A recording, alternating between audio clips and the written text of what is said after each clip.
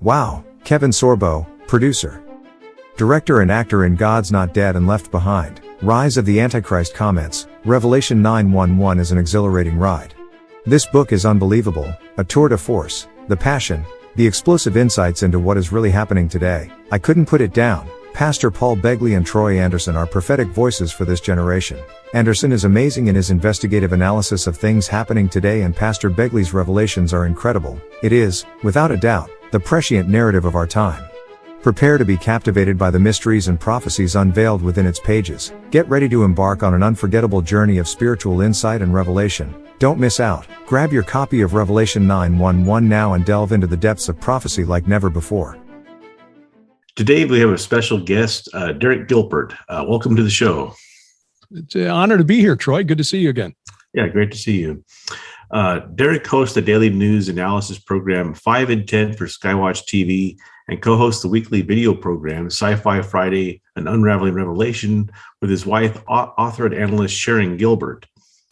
In 2021, they launched a new weekly program for SkyWatch TV, The Bible's Greatest Mysteries.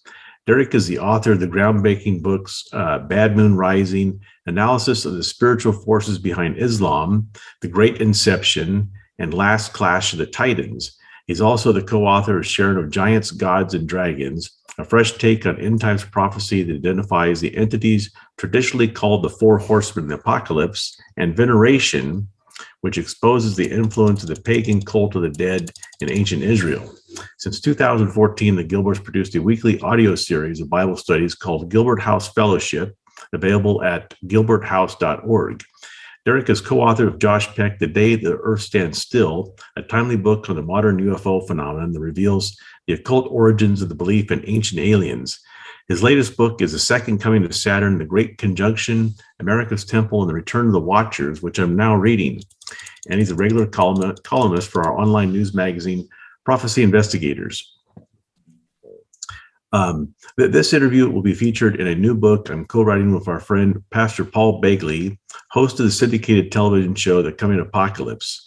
The new book is going to explore the book of Revelation in light of current events. Let's start there. What do you see as the parallels between what the book of Revelation tells us about the future and what's happening today? Well, one of the arguments that Sharon and I made in Giants, Gods, and Dragons, which is a little unusual for premillennial believers, which we are. We believe that we have not yet, we are not in Christ's millennial reign, is that we believe the four horsemen of the apocalypse, the four entities described in chapter 6 of the book of Revelation, the opening of the first four seals, we believe that they've been riding the earth since the 1st century AD. So we shouldn't be surprised when we look around the world and we see wars and rumors of war, when we see pestilence, when we see the threat of famine, which is something that hasn't been discussed much as we're recording this, and the situation in Ukraine has gone, as military guys would say, it's gone kinetic. Russia and Ukraine combined to supply about a quarter of the world's wheat and about 20% of the world's corn. So according to what I read from Bloomberg, about 12% of the world's caloric intake comes from Russia and Ukraine. Ukraine is rightly called the breadbasket of Europe because it's 70% arable farmland, and its soil is famously black and fertile, which may be why 200 years ago my German ancestors emigrated there at the invitation in the 18th century, Catherine the Great. They waited a little while, but early 19th century, my German ancestors emigrated from the region around Stuttgart to near Odessa, where some of this fighting is taking place. They left, and I'm grateful that they came to the United States before the turn of the 20th century, but they found very similar soil in North Dakota. But the point is that there are many places in this world not as blessed as we are in the United States that depend on the produce, the wheat and corn especially, that comes from Ukraine and Russia. And right now, that's not moving anywhere. There is no maritime trade going into the port of Odessa or Sevastopol, probably because it's just not safe at this point. So the length of this conflict will determine what kind of impact that has on the supply of food. Certainly the cost is going to go up, and we're already near all-time highs for commodities like wheat and corn. So we're seeing all of the aspects of these four horsemen riding right now. It's just that with the restrainer, what Paul called the restrainer in 2 Thessalonians, still at work in the world, they don't have free rein to ride. And I think that's why prophecy teachers for many, many years have believed that the four horsemen have not yet begun to ride. But when you read Revelation 4, 5, and 6, and you see the sequence of events, so John it weeps bitterly because he's told that no one is found who is worthy to open this seven-sealed scroll in the hand of the Father, in heaven, on earth, and under the earth, which we also argued in our book, Giants, Gods, and Dragons, as sort of a veiled reference to the demonic spirits of the netherworld, the spirits of the Nephilim destroyed in the flood, until the Lamb who was slain appears between the 24 elders, the four living creatures, the cherubim, and the throne. And clearly, this is a representation of Jesus Christ. It seemed odd to us that John, if he was shown a vision of the future so far in the future that it's still in our future, that for 2,000 years, no one has known where Jesus was, because he is the one who's worthy to open the seals on the scroll, which sets the riders loose.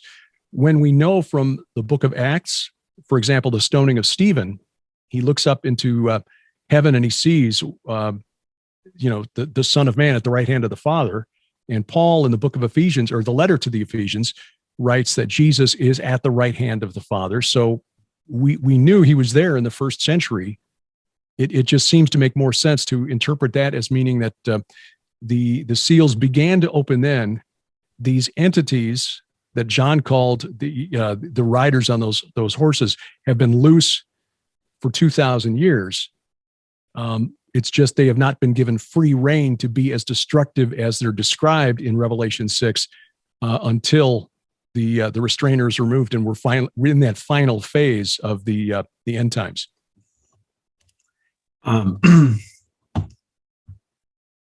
The topic, this topic is especially timely today with the Russian invasion of Ukraine and concerns about the potential for nuclear war.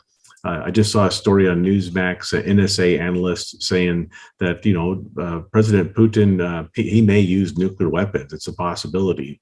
What are your thoughts on how what's happening now fits into Bible prophecy? Again, not having military expertise, if anyone had asked me even 2 weeks ago, will Vladimir Putin invade Ukraine, I would have said no. He wouldn't be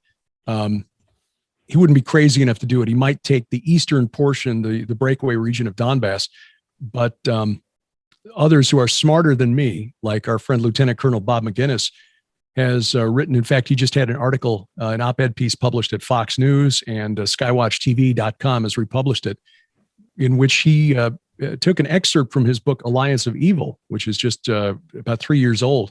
And he said, look, I'm not a prophet, but when you read what Putin has written, when you read what he said, you read the military doctrine that Russia has made public, it's clear that they believe that they can use tactical nuclear weapons.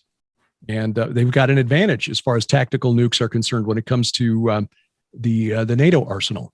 So if NATO responds, we would need to be prepared for a nuclear exchange at the tactical level.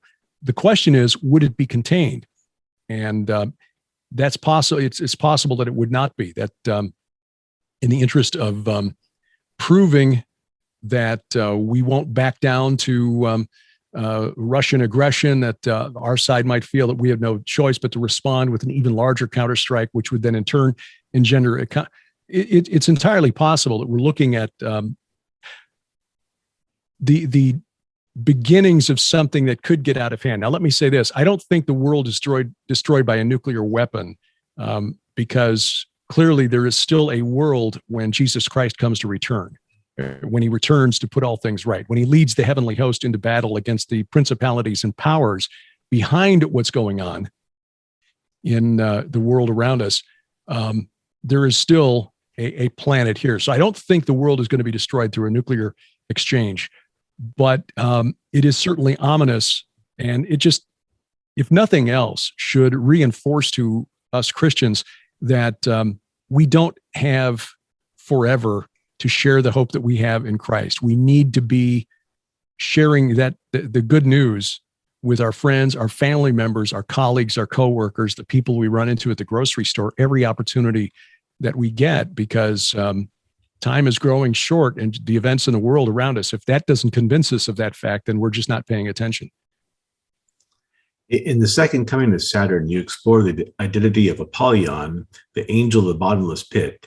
What did you uncover in your research? Who is Apollyon? What does the book Revelation tell us about him and what he's going to do?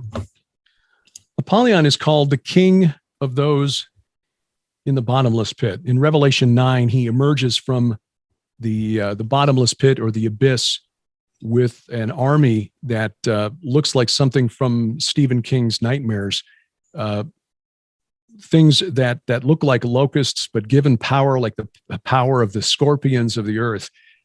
It seemed to me that in trying to identify this character called Apollyon, that we needed to look at Scripture to see if there were any other entities that we knew for sure were confined in the bottomless pit or the abyss. And in 2 Peter 2, verse 4, we do see that a reference to angels who sinned. For if God did not spare the angels when they sinned, but cast them into, our English Bibles say hell, but the Greek word is Tartarosus, meaning Tartarus, which was a separate place in Greek religion. And Peter would have been acquainted with this, besides writing under the influence of the Holy Spirit. There's a difference between Tartarus and Hades. Tartarus was a place reserved for supernatural threats to the divine order, sinning angels, whereas Hades was believed to be the place where the run-of-the-mill human dead went upon death, sort of equivalent to Sheol in the Old Testament.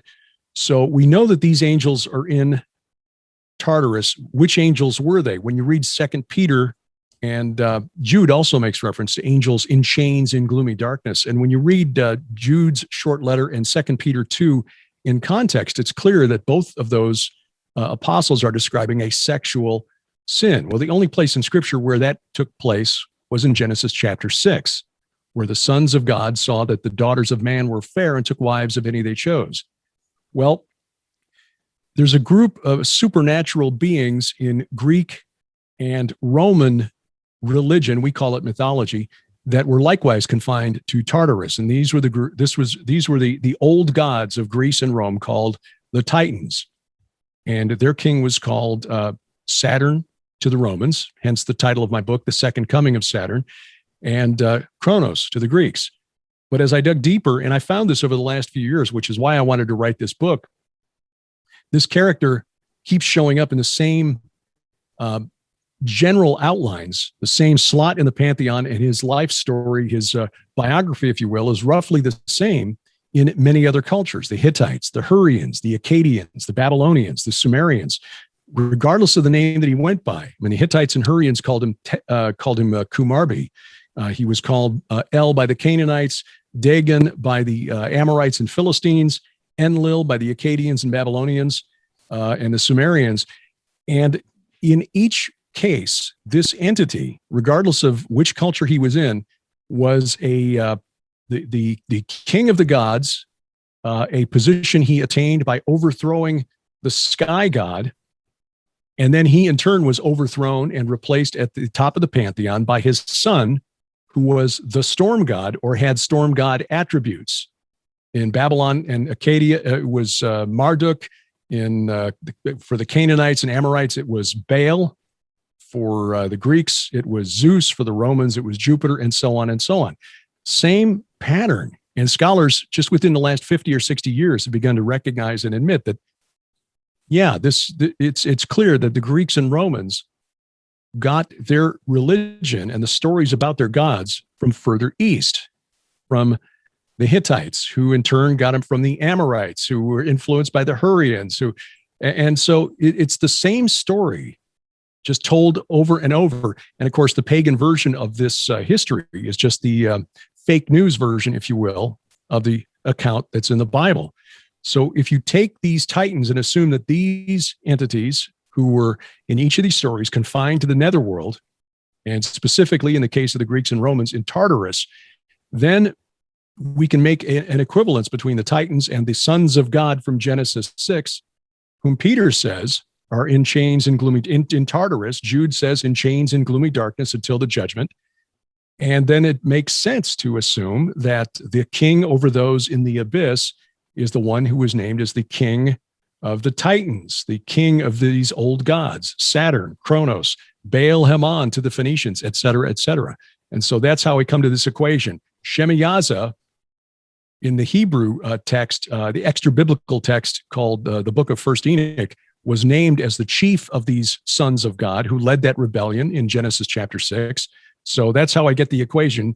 Saturn of the Romans equals Shemyaza back in the days of Genesis chapter 6, and he would be then the destroyer who leads this group coming out of the abyss in Revelation chapter 9, called Abaddon in Hebrew and Apollyon in Greek.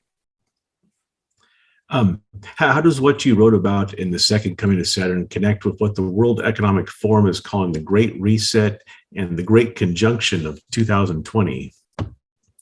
The Great Conjunction was the closest observable conjunction between the two brightest planets in our solar system. Two of the brightest. Venus is brighter, but Jupiter and Saturn on the winter solstice of 2020. And winter solstice, of course, is a day of some significance in the pagan realm going back thousands of years. They met at 0 degrees of the constellation Aquarius, which means that in the mind of astrologers and New Agers, this signaled a full entry now into the age of Aquarius.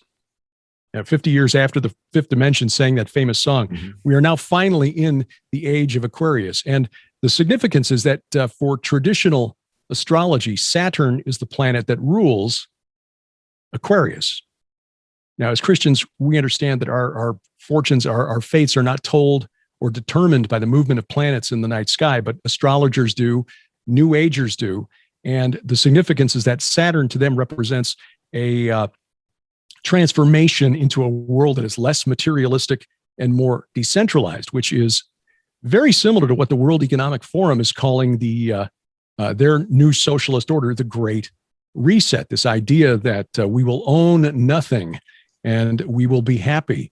It was, I don't think, a coincidence that just 1 month to the day after the Great Conjunction of 2020, the World Economic Forum, in a virtual forum, announced the plans for its Great Reset, which again is the fundamental restructuring of civilization on planet Earth, which they can only really accomplish if they really destroy the middle class of the West, and especially the middle class of the United States. I mean, to the extent that we're somewhat self-reliant, not completely dependent on the government for our daily bread, we are an obstacle to the globalists achieving their goal of a new one world government. And I think that's why we find President Xi of China happy to continue a 40-year partnership with the World Economic Forum. China likewise sees the middle class of the West as an obstacle to achieving its end of becoming the world's dominant superpower. China is not interested in sharing power with the globalists, the Eurocentric globalists at the World Economic Forum. So as soon as they're done being useful, I think China will throw them under the bus, but that's perhaps another story. What I thought was very interesting, though, was that in the description of the Saturnalia, which was the annual festival in Rome, the most popular annual festival in Rome, held right around the time of the winter solstice, annually in Rome between December 17th and December 23rd. This festival was a casting off of social norms in Rome. And the Roman historian Justin described it this way, writing in the 2nd century AD. The first inhabitants of Italy were the Aborigines, whose king Saturnus, Saturn, is said to have been a man of such extraordinary justice that no one was a slave in his reign or had any private property. but all things were common to all and undivided as one estate for the use of every one, in memory of which way of life it has been ordered that at the Saturnalia, slaves should everywhere sit down with their masters, at the entertainments, the rank of all being made equal. This is exactly what the World Economic Forum wants. Nobody owns private property. Everything is owned. Well, wait a minute, except we'll have to rent everything that we need. So somebody's going to own it. They just don't talk about that part of it because they don't want us asking that question. Wait, who are we renting from? Who actually owns this? The point is that for more than 2,000 years, ever since the time of the Greek poet Hesiod, who was roughly contemporary with the prophet Isaiah, 8th century, 7th century BC, he wrote about the ages of mankind, the golden age, when the men of the golden age who lived when Kronos lived in heaven. And interestingly, a scholar by the name of Amar Anus has shown that the phrase that Hesiod used for the men of the golden age, meropes anthropoi, that word meropes derives from the same Semitic root behind the Hebrew word Rephaim. So the Greeks knew that the men from before the flood were demigods, in other words, Nephilim. They just had a very different view of these men. They considered them kindly, and Hesiod even wrote that upon death, their spirits became demons. But they were kindly and helpful and protecting humanity from harm. Not the Jewish or the later Christian concept of a demon, but that's how the Greeks and the Romans viewed these spirits of the men from the golden age. Then there was a silver age where things weren't quite as good, a bronze age where things were very violent and awful, and the current iron age where the gods made life miserable for everyone. And they longed for a return to the golden age when Saturn or Kronos ruled in heaven. And there's a poem that was written by a Roman, by Virgil, about the time that the Roman Republic was ending and transforming into the Roman Empire. So just after the assassination of Julius Caesar, Virgil wrote a poem called the Fourth Eclogue, and he made reference to this and the return of old Saturn's reign with a new breed of men sent down from heaven. And of course, this was, being a poet, you depended on the handouts of powerful and wealthy people back in the Roman era. So he was trying to flatter a couple of his patrons, but the point was that his poem, because he made reference to the Cumaean Sibyl and because of her importance to the founding stories of Rome, I mean, it was so important that even in the time of Michelangelo in the 16th century, he put the Sibylline oracles on the Sistine Chapel at the Vatican. I don't know if you've seen that, Troy, but you look up the Cumaean Sibyl sometimes. She's supposed to be an old lady, but she looks like Hulk Hogan with her arms. Says something about Michelangelo, I think.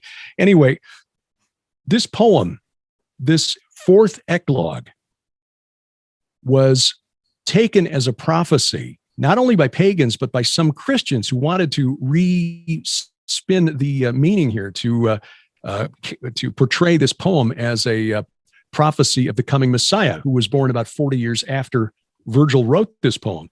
But when you read what he wrote, for example, toward the end of the poem, he, talking about this child that will be born and usher in the golden age, he shall receive the life of gods and see heroes, demigods. You know, for the Greeks and Romans, a hero was a demigod, half human, half divine, not a quarterback who throws for 400 yards. And see heroes with gods commingling, and himself be seen of him. This is not a prophecy of Jesus. This is a prophecy of some coming era where the old god Saturn, who'd been dethroned and sent down to the netherworld, who again I identify as the Hebrew character Shemiyaza, and then John's prophesied Abaddon or Apollyon. When he returns, we'll have a new golden age, and life will be easy, and we'll see heroes and gods commingling. This is something that New Agers have been looking for a long time. New Agers, adepts, secret societies have been working toward this, And in the book, The Second Coming of Saturn, I built on research that Tom Horn has done and published in his books like Abaddon, or rather Apollyon Rising, Zenith 2016, and Zeitgeist 2025. I think Tom is right. There is occult symbolism built into the art and architecture of Washington, D.C. as a whole, and in the United States Capitol in particular. Very interesting. In Giants, Gods, and Dragons, you explore the identity of the Four Horsemen of the Apocalypse. What did you learn? Well, credit Sharon with this. She observed back in 2014 when she gave a presentation, and this was during the Ebola outbreak in West Africa, that Thanatos, who is the rider on the pale horse, the fourth horseman, Thanatos was a known entity, a deity in the Greek pantheon. He was the god of death. And Hades rides with him. And interestingly, in the Greek, the term seems to indicate that Hades is like a squire or a fanboy for death, which makes sense. If there's no death, then Hades doesn't have anybody to rule in his underground kingdom. But we, as we began exploring Revelation chapter 6 for our weekly series, Unraveling Revelation, we began to think, well, if John named two of these five creatures described in Revelation 6, then maybe the other three are entities as well. So when we looked at the rider on the white horse, there were a couple of things that popped out at us that we think point to him being probably one of the most popular of the deities in Greece and Rome, and that would be Apollo. The reason we say this is because he's given a bow. Now, in Greek and Roman religion, Apollo was an archer, but he was also a plague god. He spread plague by shooting his arrows. And the bow, the Greek word translated bow in Revelation 6, verse 2, is toxon, which is the word from which we get toxic. So this suggests his identity. And then when we read that he's wearing a crown, which in Greek is a Stephanos, which is a crown of victory, as compared to the diadems worn by Satan and by the beast, the Antichrist, and also by the rider on the white horse in Revelation 19, who is definitely the Messiah. He wears many diadems. This rider on the white horse wears a Stephanos, which is a crown made of laurel leaves. In the stories of Apollo, he invented the Stephanos.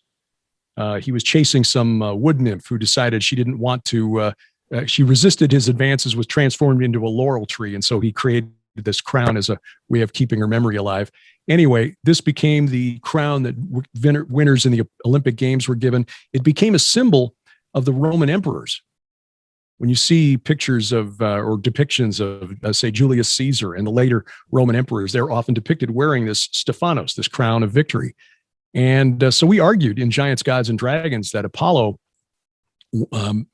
his conquest, because Revelation 6:2 reads that he came out conquering and to conquer. We argue that his conquest is essentially Western civilization, because Western civilization, Europe, North America, is essentially based on Greco-Roman art, literature, law, philosophy, and religion.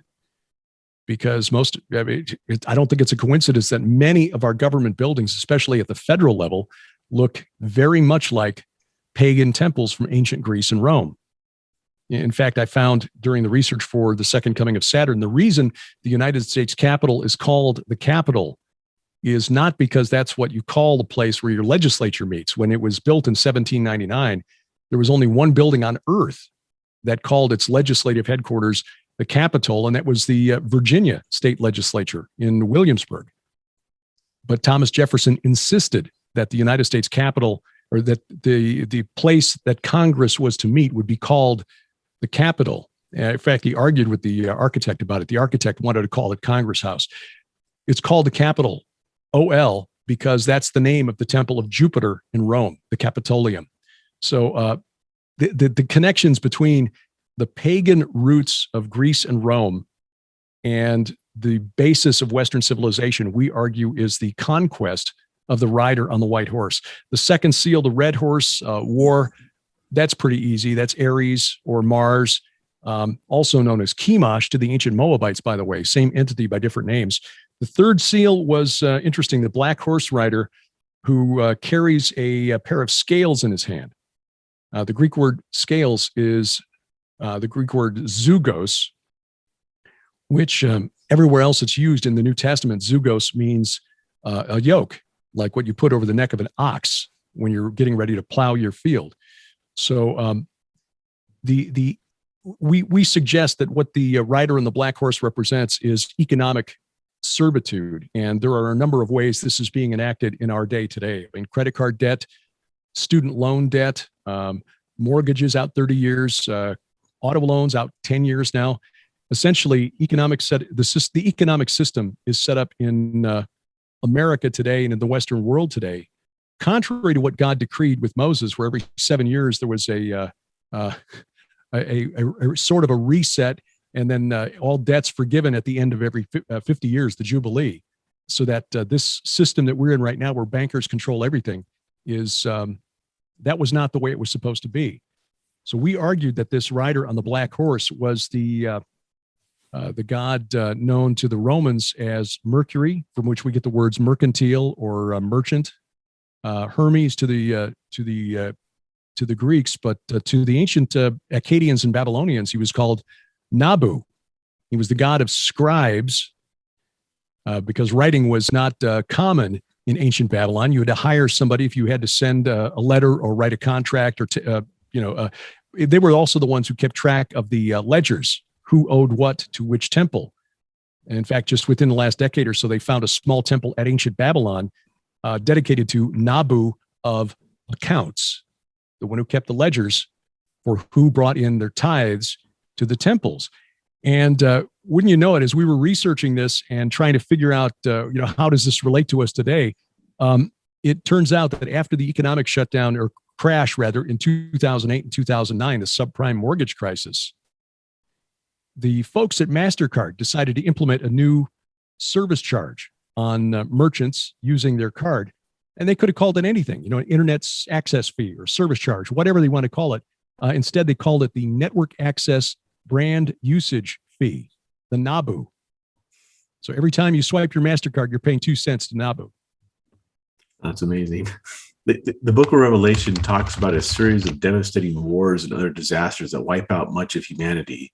What is your understanding of the chronology, and how close do you believe we are to this? The next event on the calendar is the opening of the sixth seal. We believe the first 5 seals have been opened. So the 4 representing the 4 horsemen of the apocalypse, or 4.5 if you count Hades as a fanboy. And then the 5th seal being the souls under the altar crying out, "How long, O Lord?" And the next then would represent, and to give credit where it's due, we got this idea from a friend of ours who published a book more than 15 years ago now called Earthquake Resurrection, David W. Lowe. Brilliant work. David is an accountant by trade, and he's very careful in documenting his, making his case, I should say. So the 6th seal is the great earthquake. The sun becomes black as sackcloth, the full moon like blood, the stars fell to the earth as a fig tree sheds its winter fruit when shaken by a gale. Sky vanishes like a scroll. Kings of the earth, great ones, generals, rich and powerful, everyone slave and free, hid themselves in the caves and among the rocks of the mountains, calling the mountains and rocks, fall on us and hide us from the face of him who is seated on the throne and from the wrath of the Lamb. We haven't gotten there yet. That'll be the next event, we think, on the calendar. It's difficult to set dates, and we don't like to try or do that, because if you do it, you're inevitably going to be wrong, and then there will be those who will question all of their faith. If they believe you and you're wrong, and it's, well, they must be wrong about everything else in this Bible too.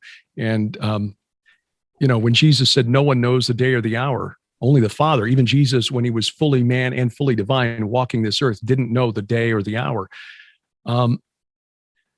The sequence of events, we believe, kicks off with that 6th seal. And then you've got that final 7-year period where you've got a series of just cataclysmic events that take place. And I think it's all packed into that 7 years. One of the things that we found as we are going through the book of Revelation and trying to be very careful and meticulous is that the book of Revelation, it doesn't lay out the events in sequential order. There are things that are happening at the same time, and it's difficult to say for sure what is happening when, because if you read it as though it's sequential, you kind of get lost in it. And maybe that's why many people don't like to study the book of Revelation. It is confusing, but we believe it's by God's design. Just as the apostles who had lived and worked and learned from Jesus for more than 3 years by the time of his death and resurrection didn't understand that he was the Messiah who had been prophesied, we probably aren't understanding the prophecies of his return any better than they understood the prophecies of his first coming. And that's because Jesus, or rather the Lord, is not going to reveal his plans to the enemy. Sharon paints a wonderful picture of, the fallen angels and their demonic minions holding their own prophecy conferences with their own charts and graphs and trying to figure out exactly the order of things, what's going to happen here, and then trying to figure out how they're going to circumvent all of that stuff. And of course they won't, but they've been studying the scriptures since they were written. And, so we're playing catch up here. And it's, again, I just say we're closer to the end than to the beginning. I think this sixth seal and this massive earthquake, which in David Lowe's book, he argues, and he bases this on the evidence from the Shroud of Turin, which is fascinating. The energy released from the Shroud of Turin suggests that something very powerful happened. And there's evidence of this in Matthew 27, where we read at the end of that chapter that there was a great earthquake. That's the beginning of Matthew 28. In Matthew 27, we read that there are those who many saints emerged from the tombs and went wandering around the city. There we go. Matthew 27, beginning at verse 52. The tombs were open and many bodies of the saints who had fallen asleep were raised. And coming out of the tombs after his resurrection, after Christ's resurrection, they went into the holy city and appeared to many. So interestingly, geologists not long ago found, or seismologists, evidence of a pretty powerful earthquake in the vicinity of Jerusalem, dated to about the year 30 AD, which is give or take like 5 years, I think they placed it. Now, being secular, they didn't say, yeah, this is the earthquake that was written about in Matthew. They say, oh, Matthew probably knew about that quake, and he put that into the account of the Gospels. Like, okay, whatever, you have it your way. But David suggests that the energy released that was imprinted on the Shroud of Turin, just from his resurrection and perhaps these of the saints in Jerusalem who were likewise raised. Imagine the power that will be released when billions of Christians worldwide are raised up into new incorruptible bodies, as in 1 Corinthians 15. And he argues that that is what will happen at Revelation chapter 6. Like, that makes sense. So I think the church will be called out. Revelation 6, the sixth seal opening and that great earthquake coincides with the rapture, the resurrection of the church as we're brought out of the world. And those who are left behind are in for a very, very difficult time. Wow, that's very fascinating. What are your thoughts on the war of Gog and Magog? Many Bible prophecy experts believe it pertains to a Russian-led coalition of armies that invade Israel or are destroyed by God, either before the tribulation or at the beginning of the tribulation. What do you think, especially in light of the Russia-Ukraine war now underway? I wrote about this at some length in my book, Last Clash of the Titans, which is another reference to these old sons of God from Genesis chapter 6. Gog is the Old Testament conception of the Antichrist. He is the great end times enemy of God and Israel. He is the closest thing that Jews will have in their cosmology to the Antichrist. So contrary to what I argued previously, the more you study, the more you realize, boy, I thought I knew stuff 5 years ago, but boy, was I dumb. Gog is essentially, like the Antichrist, Satan's military commander-in-chief. And like the Antichrist, his war, Gog's war, ends at Armageddon. the Northern Coalition in Ezekiel 38 and 39, Ezekiel writes that Gog is the chief prince of Meshech and Tubal. Now, in 1909, when Schofield published the first edition of his study Bible, which was revised in 1917, he built on translation work done by Wilhelm Gesenius and C.F. Kyle, I think it is, who were the first ones to translate the Hebrew word Rosh, as a proper name. And taking that and looking at the political unrest in Russia in the early part of the 20th century. This was the beginning of the Bolshevik Revolution. And by 1917, it was nearly complete. It became more popular to look at what was happening there. And as Schofield wrote, he blamed Russia for the anti-Semitic sentiment that was very prominent in Europe at that time. And of course, after World War II, when the Cold War really heated up, interpreting Gog as the prince of Rosh, Meshech, and Tubal, in other words, Russia, Moscow, and Tobolsk, that became a very popular interpretation. And so now it is almost taken as a given by many prophecy scholars that Ezekiel 38 and 39 describes a war against Israel led by Russia. I'm here to say that categorically, Rosh is not a proper name. It is the Hebrew word for head. And that's why most translations render Ezekiel 38:2 as set your face toward Gog of the land of Magog, the chief, the head prince of Meshech and Tubal. And in my book, Last Clash of the Titans, I dug into some research done by scholars like Daniel I. Block, who's probably one of the foremost scholars of the book of Ezekiel, and others, to just show that every one of the members of that northern coalition, Meshech, Tubal, Beth Togarmah, Gomer, all of them were located, and Magog as well, all of them located in what is now Turkey, not Russia, Turkey. There is no place that was known to any of Ezekiel's readers in the 6th century BC where Rosh would have made sense to them as a place name or as the name of a group of people.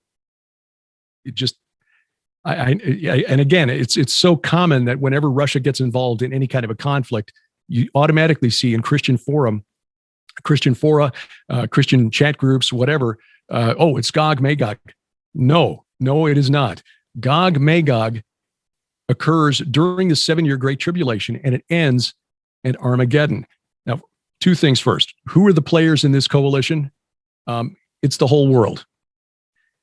First of all, when Ezekiel writes that this group from the north is coming from the uttermost parts of the north, the phrase that he uses there in Hebrew, Yarkatei Tzafon, is only found a couple of other places in the Bible. One of them is Psalm 42, which is a comparison of God's sacred mountain, Zion, with a place called Tzafon. And it's the psalmist having some fun with language a little bit. Yarkatei Zion, Yarkatei Tzafon, something like that. The other place where it's really significant is in Isaiah chapter 14, which is the famous chapter in the King James translation that reads, "How art thou fallen, O Lucifer, son of the morning?" And then we got the 5 I wills. He wants to establish his own kingdom on the sides of the north, the heights of the north, the uttermost north. It's the same phrase, Yarkatei Tzafon. But more recent translators have understood, wait a minute, that's a reference to a place. There was a mountain in what then was Syria. Now it's in southern Turkey, right across the border from Syria. It's on the Mediterranean coast. This mountain called Tzafon was the place that everyone in the ancient world knew was where Baal's palace was located. In other words, this is a reference to cosmic or supernatural north. It's pointing to the palace of Baal.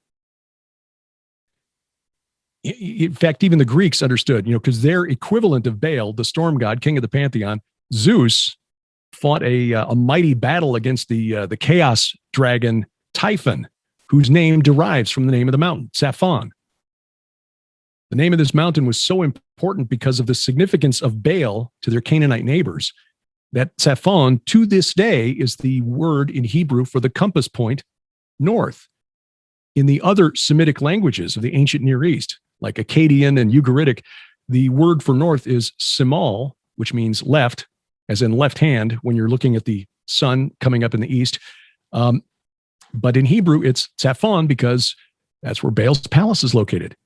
So we're looking at a supernatural enemy, which makes sense. If Gog is the Antichrist and he's serving at the as the commander-in-chief of, in the book of Revelation, Satan, who leads this rebellion in the New Testament, it would make sense that since Jesus identified Baal as Satan in Matthew 12, and then in Revelation 2, he identifies Zeus, again, the Greek Baal, as Satan in Pergamum, saying that the people of Pergamum lived where Satan dwells, where Satan's seat was located. That's a reference to the great altar of Zeus. It begins to make sense. Okay, so Gog and his horde will come from the, as a rallying point, if you will, the mountain where Satan's throne is. Or at least that's where the pagans believed Satan's throne was. Anyway, that's the northern coalition. What about Persia, Iran? Okay, we can see them as an end times enemy, an existential threat to Israel. But Cush, Ethiopia, or Sudan? Sudan is barely a functional state at this point. And put to the west, Libya. Libya is not a functional state at this point. I think Bible teachers really have to struggle to find ways to include them in this threat because, again, as far as Libya is concerned, it's a state, it's a nation in name only. It really doesn't have a functional government. It's chaos. There is no there. It's thugs with guns. I think what Ezekiel was doing here, when you look at a map and you look at the cardinal directions that he was referencing when he named these groups, he was naming the places that were as far away in each of the four cardinal directions as his readers were likely to know. Okay, Gomer, Magog, Togarmah in the north, Persia in the east, Cush in the south, and Put to the west.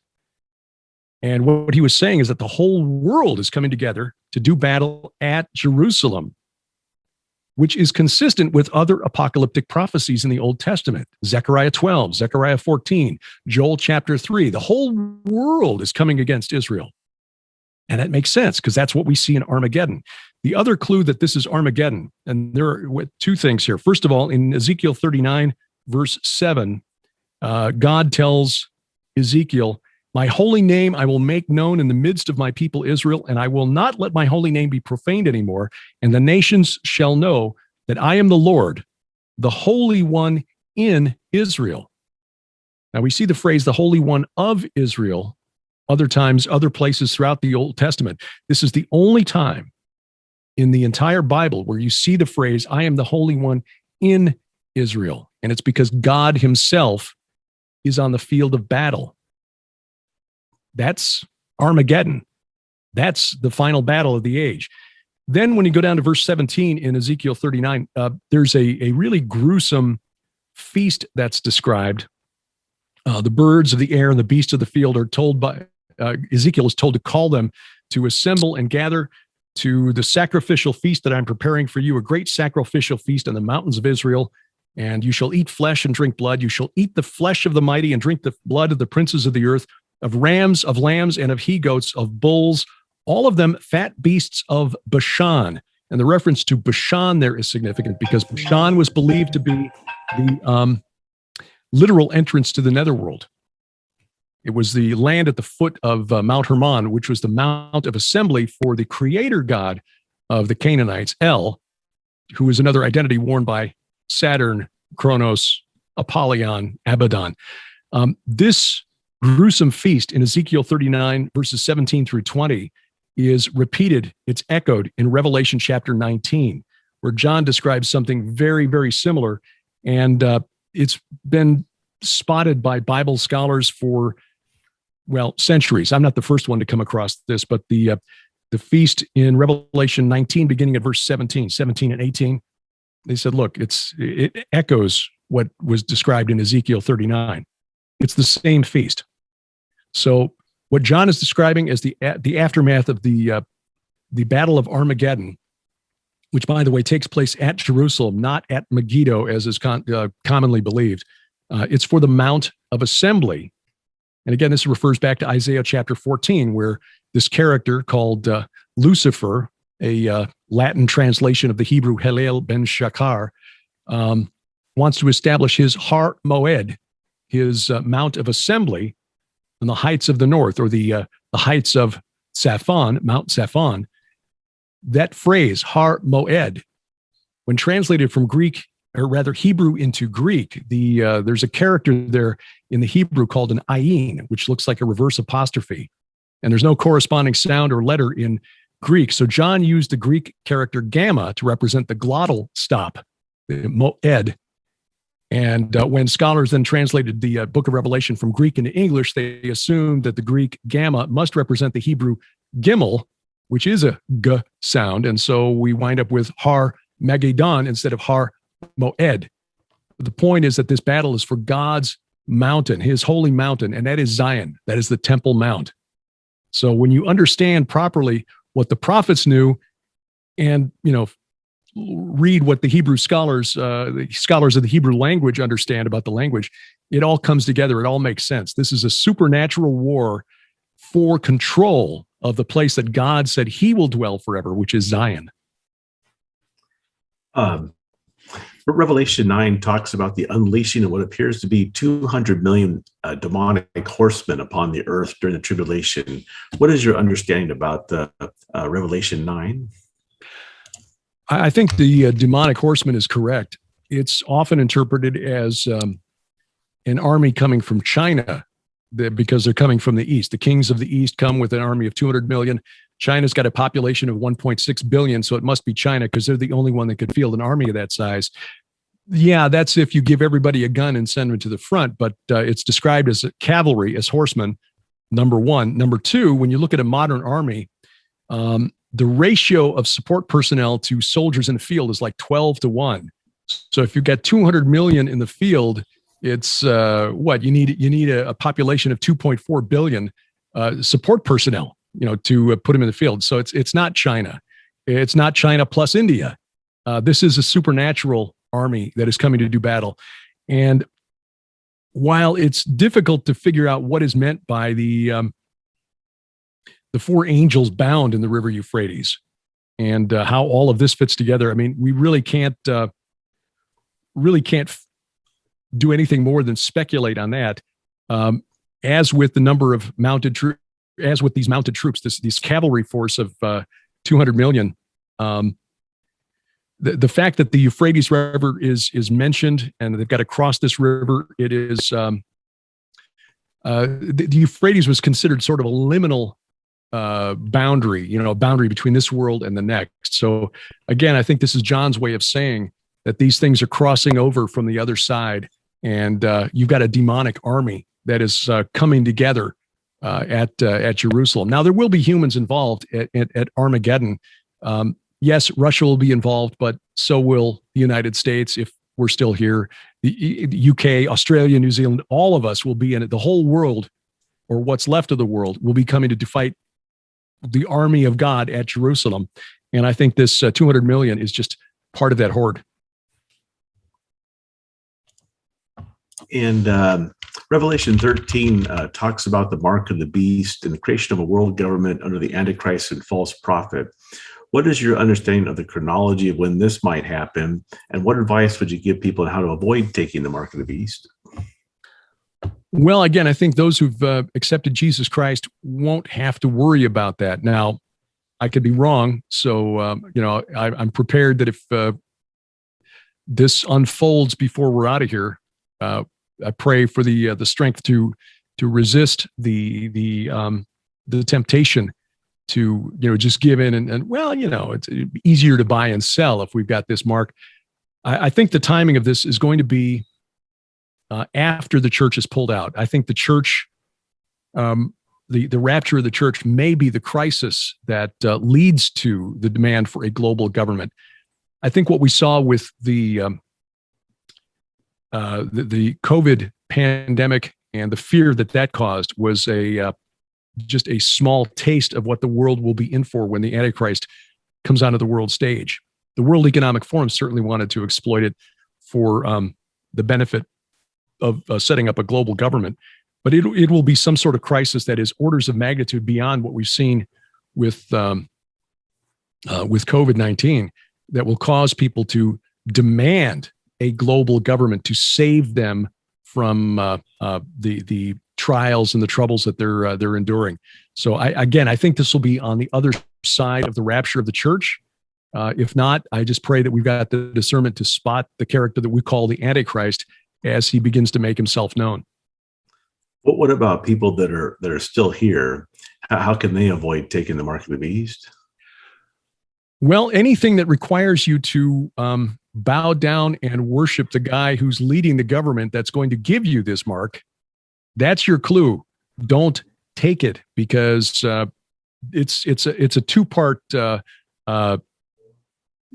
process here. Number one is taking the mark, but number two is worshiping the beast. And if you do both of those things, you've condemned yourself. There are some people, we get questions like this every now and then, somebody who's just terrified that some kind of illness or accident will leave them in a coma or incapable of responding. And a family member, thinking they're doing a good thing, may have the mark imprinted on them while they're incapable of resisting. God does not work that way. God does not abrogate your free will. It is a free will choice to reject his gift of salvation, through grace by faith in Jesus Christ. But so the people who are terrified that somehow they're going to be condemned for all time because someone will put a mark on them while they're sleeping or comatose or ill, that's an awful thing. Because that line of thinking, if you take it out to its logical extreme, that's when you get parents who think they're doing their children a favor by sending them to Jesus before the Antichrist gets a hold of them. That's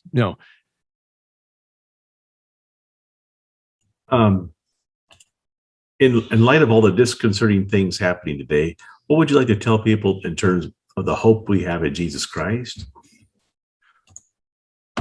God saw all of this from the beginning. He saw the end from the beginning. And I know that there are skeptics who will say, well, then why is God allowing all of these bad things to happen? It's because he created us humans and our elder brothers, if you will, the spirits in the angelic realm, the unseen realm, with free will.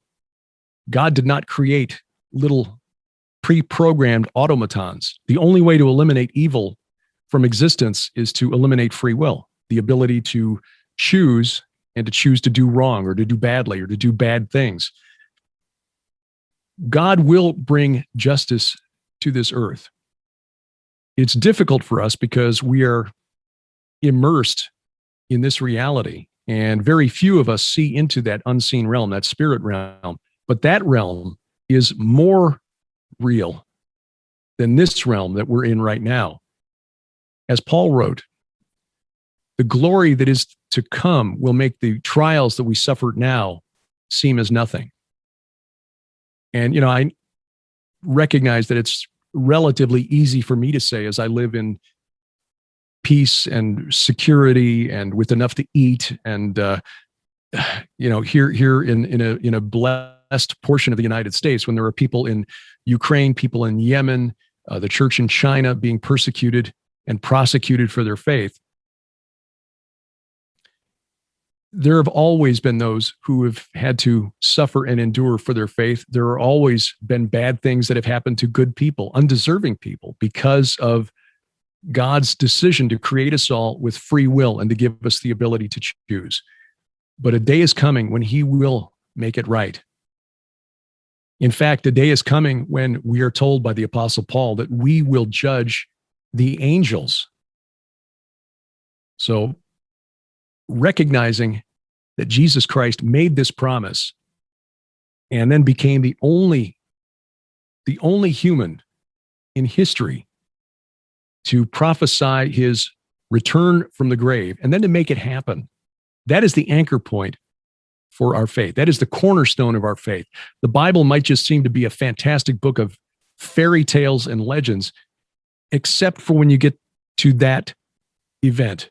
That anchors the whole thing. And that's why the Apostle Paul in 1 Corinthians chapter 15 made a point in that letter of telling the church at Corinth, oh, and by the way, the risen Christ appeared first to Peter, and then to the 12, and then to 500 of the brothers, some of whom have fallen asleep, but most are still awake.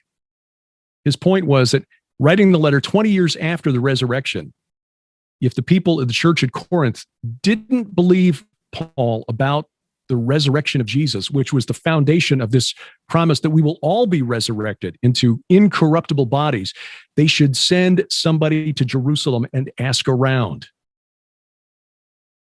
It's the difference between my wife and me. She knew from a very early age. She knew that God was real and that he loved her and that she was protected by him and that someday she would see him face to face. I had to see the evidence. But when I got to that and the account of Jesus' half-brother James, John 7 records that Jesus' brothers didn't believe in him, John 7:5, and yet James was martyred 30 years after the resurrection. Why? What would make him change his mind that this kid that he'd grown up with was actually God in the flesh? Why was he willing to die rather than deny his brother? Because he'd seen the risen Christ, according to Paul. We've got eyewitness testimony that this all is real. And so regardless of your circumstances, how difficult things are right now, put your trust in that. The eyewitnesses to the event were so convicted by what they saw, they were willing to die rather than recant. They could have taken the easy way out, but they knew that the suffering, as terrible as it was in some cases, beaten to death, stoned, crucified upside down, they knew that the glory that is to come made their suffering as nothing. That is the promise that we hang on to in this world. In a world gone mad, hang on to that because the cavalry's coming. The cavalry's coming. And if somebody listening to this today would like to accept Jesus as their Savior, what would you like to tell them? It's very simple. It's not as complicated as we tend to make it. I keep coming back to 1 Corinthians 15 because it is such a powerful chapter. In that chapter, Paul gives the church at Corinth not only the apologetics, here's how you can know, we got the eyewitnesses, here's why resurrection is so important. It's because we are all going to be resurrected someday. He also gives us a summary of the gospel by which we are saved. In 1 Corinthians, beginning at verse 2, beginning at verse 1, I would remind you, brothers and sisters, of the gospel I preached to you, which you received, in which you stand, and by which you are being saved, if you hold fast to the word I preached to you, unless you believed in vain. For I delivered to you as of first importance what I also received. And here it is. This is the money quote, that Christ died for our sins in accordance with the scriptures, that he was buried, that he was raised on the third day in accordance with the scriptures. That's it. Accept this historic fact. Read that chapter. But that's it. That little nugget right there, that is all. All of the other stuff beyond that is just growing in knowledge and love of the one who spoke the universe into existence and loved us so much that he became one of us and sacrificed himself for us, even though he knew we would rebel. Just as parents know that when they have a child, that someday that child is going to get to an age where he or she thinks I'm an idiot and will not listen to a thing I say. And yet we're going to have this child anyway, and I'm going to love him or her with all of my heart until the day I die. Now, take that and extrapolate beyond your imagining, knowing that billions and billions of the children that God created would rebel and reject his authority. He did it anyway. And then he became one of us. And then he died for us. That's what Paul's saying right here. Just accept that historic fact, and the rest will fall into line. And then just one last question, Derek. Millions of people have been praying for a great end times revival for many years. Do you see signs this could be starting? What are your thoughts? Do you believe this happens before the tribulation or during the tribulation? I think they're both, actually. I've been somewhat skeptical because I look at the church around us and see how watered down the gospel has become. But people that I know and respect a great deal, Tom Horn, Larry Spargimino, others, Donna Howell, the three of them collaborated on a book called Final Fire. And my wife all convinced that we're going to see an end times revival. And I have a great deal of respect for them. My wife is certainly much more intelligent than I am. So who am I to argue? I pray that is so. But certainly also during the Great Tribulation period, that 7-year final period of history, we see that there are those who will realize their error and will be saved. Not in easy circumstances. It will be extremely difficult to accept Jesus Christ as Savior during the end times. But I think we're going to see another wave of those who realize why such horrific things are taking place on the earth, because it matches up what's in the Bible. So I think we're going to see 2 great end times harvests, one before the final 7 years and one during that final 7-year period. Well, that's very encouraging. Thank you so much for doing this interview. Greatly appreciate this. This is a great honor. Thank you, Derek. In Revelation 9:1-1, Paul Begley and Troy Anderson boldly confront the pressing questions on many people's minds. Are we living in the end times? How do current events line up with biblical prophecies about the future? This book offers stunning and thought-provoking insights that connect passages from the book of Revelation to today's headlines. From the COVID-19 pandemic to artificial intelligence to UFOs, the authors examine how modern developments may be paving the way for the Antichrist and one-world government. This book will give you much to think about regarding the state of the world and the ultimate direction of history. Revelation 9:1-1 is a clear call to prepare spiritually for whatever lies ahead. An inspiring and encouraging quote from Pastor Jimmy Evans, founder of EndTimes.com and author of Tipping Point, "The end is here." Thank you, visionary Pastor Jimmy Evans, for your inspiring words. Join us as we embark on an illuminating journey into the prophetic with renowned Bible prophecy expert Pastor Paul Begley and the prolific Pulitzer Prize-nominated journalist Troy Anderson. Confront pressing questions of our time and discover hope for the future. Don't miss out. Order your copy of Revelation 9:1-1 now and prepare to be inspired, enlightened, and empowered. For more information, visit www.revelationwatchers.com and delve deeper into the insights awaiting you. Don't miss this opportunity to gain a deeper understanding of the book of Revelation and its impact on our world. Order Revelation 9:1-1 on Reginery Publishing, Amazon, Barnes & Noble, Target.com, Walmart, Books A Million, Hudson Booksellers, or most anywhere books are sold. And be part of the journey towards greater awareness, hope, and encouragement in the midst of challenging times. Additionally, prestigious bookstores like Harvard Bookstore and Book Soup in Hollywood carry the book. Take the next step in your exploration today.